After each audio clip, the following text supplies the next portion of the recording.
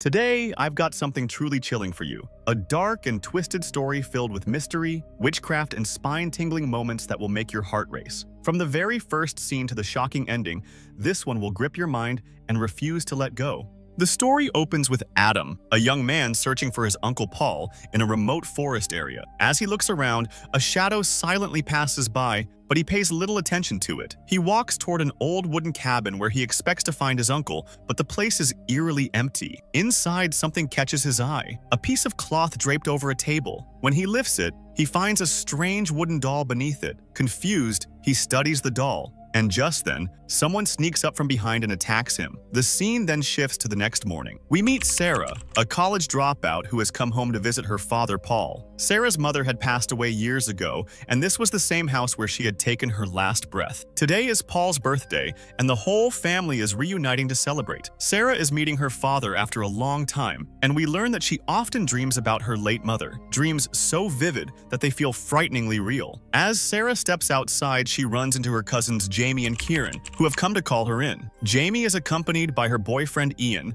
a guy glued to his phone and utterly uninterested in anyone around him. We also discover that the boy from the beginning, Adam, is actually Jamie and Kieran's brother, though no one yet knows what has happened to him. Soon after, Sarah meets her Aunt Victoria, Jamie and Kieran's mother, and although the family is trying to act cheerful, it's clear Sarah doesn't like her relatives much, except for her cousins. Then comes her Uncle Martin, Victoria's husband, whom Sarah openly despises because of his creepy and inappropriate behavior toward her. When Sarah finally meets her father, Paul, she wishes him a happy birthday, but their reunion feels distant. There's an emotional gap between them. We then meet Ariel, Paul's new girlfriend. Since his wife's death, Paul has moved on, and though Ariel tries to be kind, Sarah refuses to accept her as a mother figure. Ariel gently talks to her about responsibilities and family, but Sarah snaps back, making it clear she doesn't want anyone replacing her mother. Upset, she storms outside. Moments later, Jamie calls her in for lunch. Everyone sits together at the table, and for a while, things seem calm, until Uncle Martin starts running his mouth. He behaves like a troublemaker, constantly taunting others and stirring arguments. Sarah tries to stay silent, but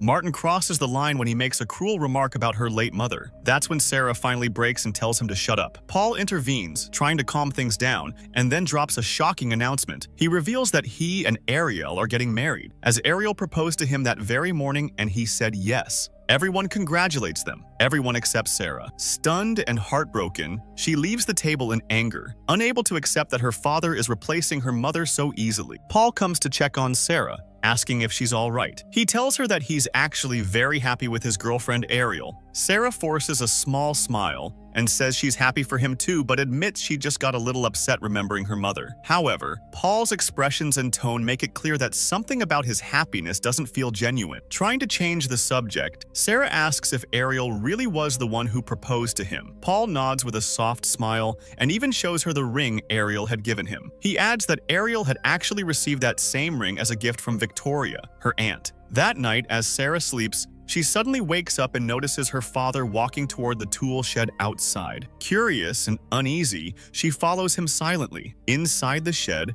there are rows of tools and an eerie green glow illuminating the room. Paul seems to be hammering something intensely, his movements strange and mechanical. Sarah watches from behind the door, terrified, until Paul starts walking back out. Panicked, she hides quickly. Just then, Ariel appears and asks Sarah what she's doing there so late. Sarah, still shaken, tells her that her father was just inside but when they look, the shed is completely empty. Ariel, pretending to be calm, smiles and asks if Sarah would like some tea, but Sarah refuses and quickly goes back inside. Later that night, Sarah dreams of seeing her mother standing under a large tree. She runs toward her, but suddenly finds herself tied to the same tree beside the body of a young boy. Out of nowhere, a shadowy figure emerges and lunges at her with a dagger. Sarah screams and wakes up in terror. It was all a nightmare. She sits up to catch her breath, only to see a horrifying wooden doll placed in front of her. She gasps, but moments later the vision vanishes. It too was part of her dream. The next day, Sarah, Jamie, Kieran, and Ian decide to go out together for a walk. But before she leaves, Martin stops her and awkwardly apologizes for his behavior the previous night. While he's talking, he begins to flirt with her in a creepy way,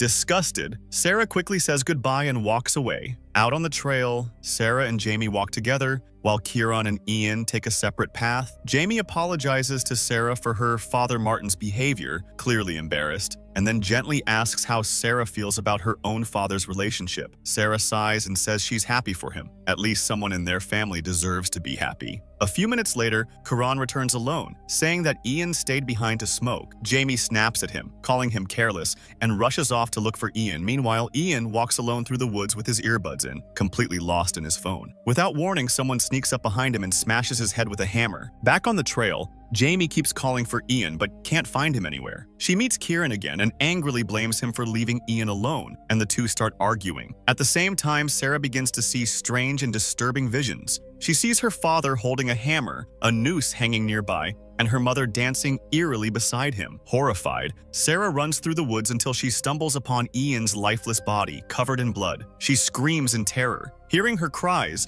Jamie and Kieran rush over and try to calm her down. Sarah frantically tells them that Ian is dead, but when they look, there's no body at all. They bring her back home, where Sarah keeps insisting she saw Ian's corpse with her own eyes. Ariel intervenes, calmly saying that she already spoke with Ian earlier. He just went back to town for some urgent work. But Sarah can't believe it. She saw him, bleeding, helpless, asking for help. Still, everyone around her dismisses her claims, saying she's imagining things or confusing dreams with reality. Ariel even plays a voice message from Ian to prove he's fine. But despite everything, Sarah refuses to back down, convinced that what she saw was real. Everyone insists she's overreacting, which makes Sarah furious. She yells that no one values her or believes her and storms off, saying she's leaving the house and will stay in a hotel instead. But before she can go, Paul stops her. He tells her not to leave, explaining that he truly loves Ariel and can't doubt her honesty. He says he loves Sarah too and doesn't want to lose her. His words soften Sarah's anger, and she decides to stay. The two sit together and talk about old memories from happier times. Then Paul tells Sarah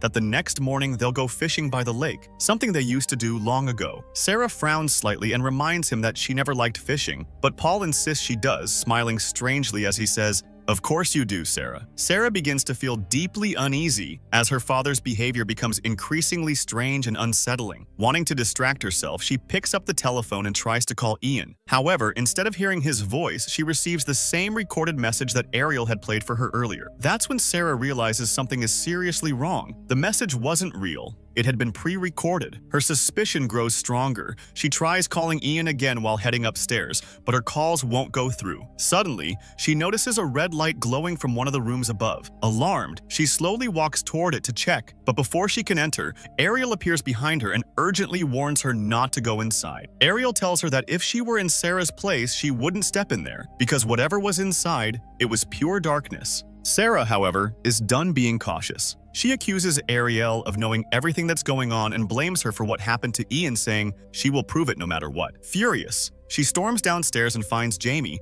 telling her that Ian never called before he left. In fact, she hasn't received a single call from him at all. She also points out that no one has seen Adam either, so something very strange must be happening. Sarah decides to contact the police and heads upstairs again to make the call, but just as she picks up the phone, Martin appears. The sudden scare causes Sarah to drop her phone to the floor. Martin, whose intentions are clearly dark, begins to harass her. He tries to force himself on her, but Sarah struggles and fights back to escape. Meanwhile, Kieran, noticing a green light glowing from the shed outside, goes to investigate. Inside, he sees the same eerie green glow that Sarah had seen earlier, and to his horror, he finds Ian's dead body. He screams in terror. At the same time, Martin, still chasing Sarah, slips when his foot lands on her dropped phone and falls violently to the ground, killing him instantly. Everyone rushes to the scene, shocked, and immediately blames Sarah. They assume she killed Martin, and maybe even Ian. Just then, Kieran arrives too, but seeing his father's lifeless body, he's too stunned to say anything. Suddenly, the wooden doll, the same one seen before, appears behind Sarah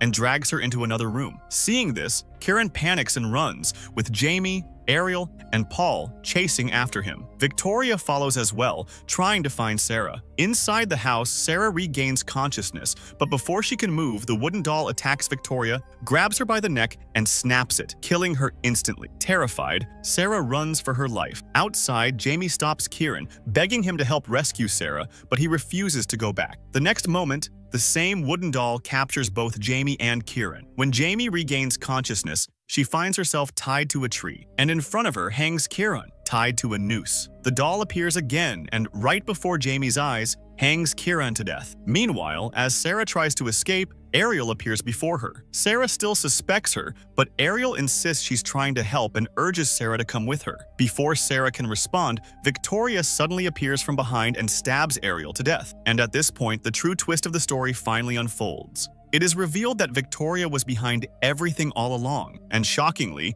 her father Paul was involved too. Yes, Sarah's own father. Victoria declares that she has waited years for this moment. The truth comes out. Victoria is actually a witch, and Paul is under her control. She commands Paul to bring Sarah to her, and he obeys without question. They take Sarah to a ritual chamber where the wooden doll restrains her. In a horrifying moment, Victoria kills her own daughter Jamie as part of the ritual. But why is she doing this? The truth is chilling. Victoria is taking revenge for something that happened many lifetimes ago. In a past life, Sarah's family had killed Victoria's children, and Victoria, the witch, has remained alive for centuries through dark magic, waiting for her chance to make them suffer. She had even married Martin, the brother of one of her killers, just to complete her revenge. This ritual, she believes, will bring her dead children back to life. To her, Jamie was never her real daughter. She only wanted her lost children returned. As the ritual continues, Sarah manages to escape and hide, but Paul finds her. When he grabs her, she notices the strange ring on his hand, the same ring that has been controlling his mind. Desperate, Sarah pulls it off, breaking Victoria's spell. Now it becomes clear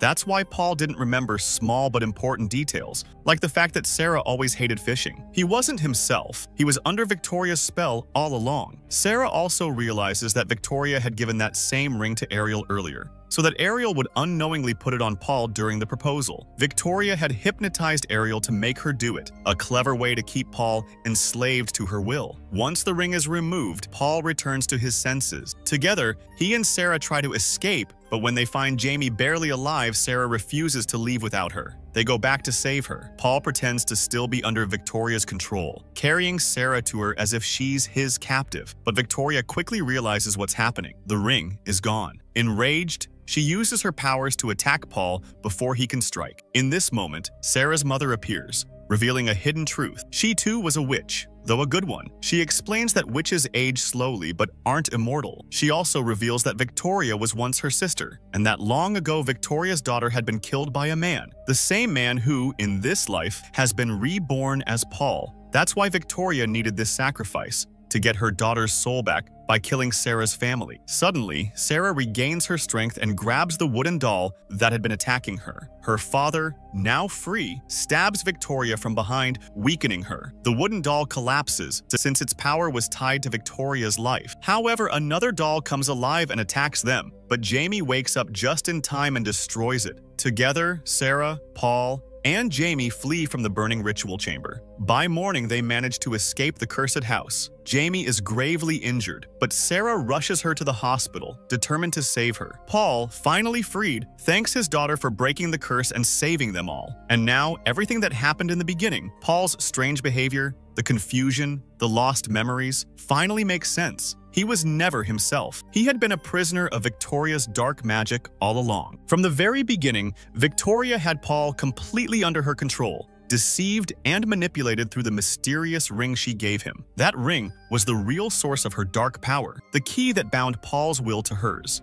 Through that same power, Victoria and the cursed Zalsarksud wooden doll may have indirectly killed Adam too, possibly as part of the ritual's preparations. But it seems that the ritual wasn't fully completed. More sacrifices were still needed. And perhaps that's why the curse remains unfinished. I believe Victoria will return. In every lifetime, she'll come back again and again to hunt down Sarah's family, continuing her revenge through every reincarnation. But now, we know the truth, that Sarah too carries witch's blood in her veins. That's why she could resist Victoria's spell when no one else could. She is the descendant of witches, destined not for darkness, but to protect her family from it. And with that realization, Sarah finally embraces her strength, ready to stand against Victoria's evil in whatever form it returned. And with this, the story of the Salem witch doll comes to an end. If you enjoyed this chilling story, make sure to hit the like button. Let's see if we can reach 2,000 likes. And don't forget to subscribe for more thrilling and mysterious stories like this one. Tell me in the comments, how was your experience watching this story? Did the twists and reveals catch you by surprise, or did you see them coming? I'd love to know your thoughts.